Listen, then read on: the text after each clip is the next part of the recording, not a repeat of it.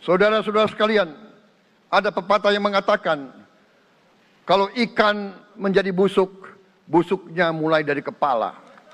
Semua pejabat dari semua eselon dan semua tingkatan harus memberi contoh untuk menjalankan kepemimpinan pemerintahan yang sebersih-bersihnya. Luar biasa, kata yang sangat pantas disematkan untuk Presiden Republik Indonesia ke-8, Prabowo Subianto. Tanpa ada perasaan takut sedikit pun, ia menemui Presiden Amerika Serikat, Joe Biden, setelah sebelumnya bertolak ke Tiongkok menemui Presiden Jinping.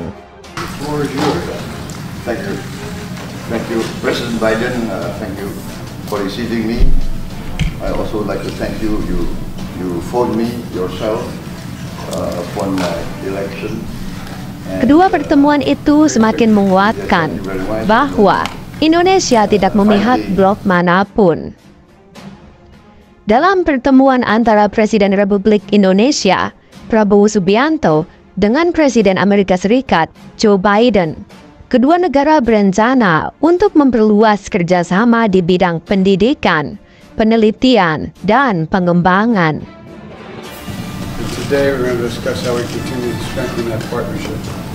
First, in my view, by advancing free and open Indo-Pacific. Sebagai bagian dari upaya ini, kedua pemimpin menyoroti pentingnya meningkatkan pelatihan vokasi dan keterampilan, pendidikan, serta sertifikasi teknis yang berfokus pada bidang teknologi, manufaktur, kesehatan, perhotelan, konstruksi, dan industri kreatif.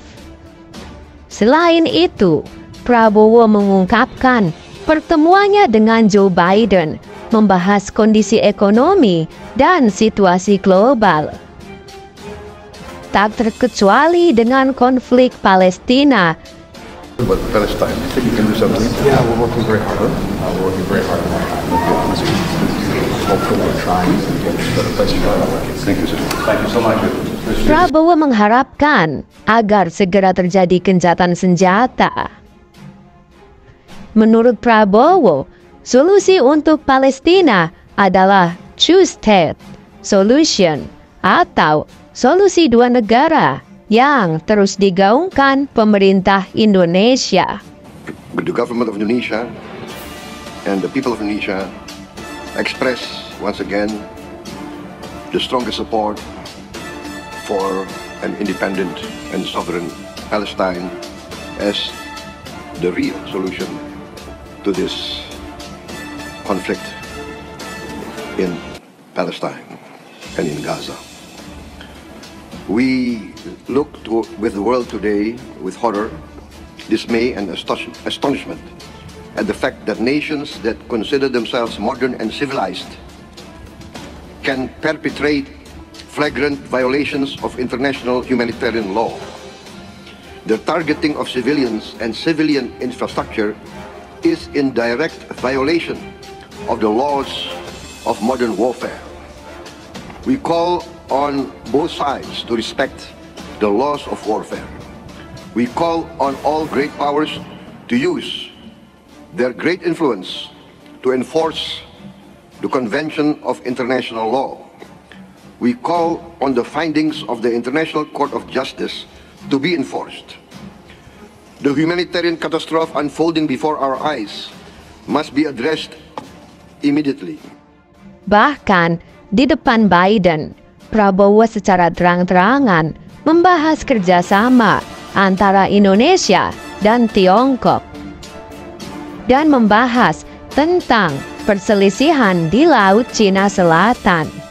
Ia menyampaikan pada prinsipnya Indonesia ingin bekerja sama dengan semua pihak dengan tetap menghormati semua kekuatan yang ada. Ya, untuk ekonomi ya kita ingin mencari yang terbaik. Mungkin tentang pertemuan kemarin dengan Joe Biden, kan Presiden Amerika mendukung masuk OECD ya Pak. Ini gimana kedudukan Indonesia dengan adanya Indonesia juga mau masuk BRICS? Ini kan kedua organisasi yang berbeda gitu Pak. saya kira nggak ada masalah. Kita juga ikut IPEF, kita ikut CPTPP, ya. Kita ikut beberapa kelompok untuk ekonomi, ya kita ingin mencari yang terbaik, peluang-peluang untuk ekonomi kita. Kita harus memikirkan kesejahteraan rakyat kita, kan. Oke? Prabowo Subianto mengaku membahas soal Organization for Economic Cooperation and Development atau OECD dengan Presiden Amerika Serikat Joe Biden. Menurutnya, tidak ada masalah memperbincangkan hal terkait. Di satu sisi, Indonesia juga tengah mempertimbangkan soal keanggotaan bersama BRICS. Inilah kehebatan Prabowo yang tidak dimiliki oleh presiden-presiden sebelumnya setelah Soekarno. Alih-alih tidak memihak blok manapun, sebenarnya Indonesia sedang bermain di dua kaki. Jenius. Lantas, apa keuntungan bagi Indonesia? Prabowo meyakini dengan banyak bergabung dengan komunitas ekonomi dunia, maka dapat memberi peluang tambahan bagi Indonesia untuk menambah kesejahteraan rakyat. Prabowo menegaskan, tidak ada tujuan lain saat berpartisipasi bila menjadi bagian dari komunitas atau kelompok tersebut, kecuali demi rakyat Indonesia. Seperti diketahui, Indonesia berusaha menjaga keseimbangan antara kepentingan strategis dan ekonomi. Sebelumnya, saat di kota Kazan, Rusia, Menteri Luar Negeri Republik Indonesia, Sugiono, melakukan kunjungan diplomatik untuk mempromosikan upaya Indonesia menjadi anggota penuh BRICS, blok ekonomi berkembang yang didukung oleh Tiongkok.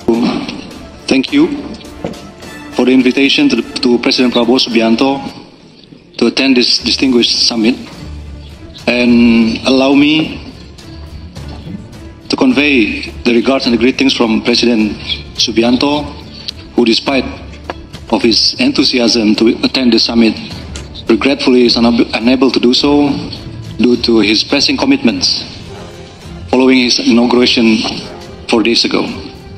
It is my pleasure, as the Special Envoy of the President of the Republic of Indonesia, to announce Indonesia's intention to join BRICS and become its member.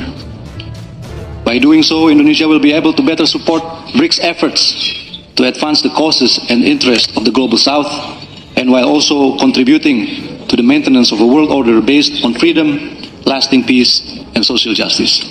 Thank you. Pemirsa, itulah langkah hebat dari Presiden Prabowo Subianto. Bagaimana menurut pemirsa sekalian? Silahkan berkomentar dan diskusi di bawah. Terima kasih sudah menonton video ini. Sampai jumpa di video selanjutnya dan salam akal sehat.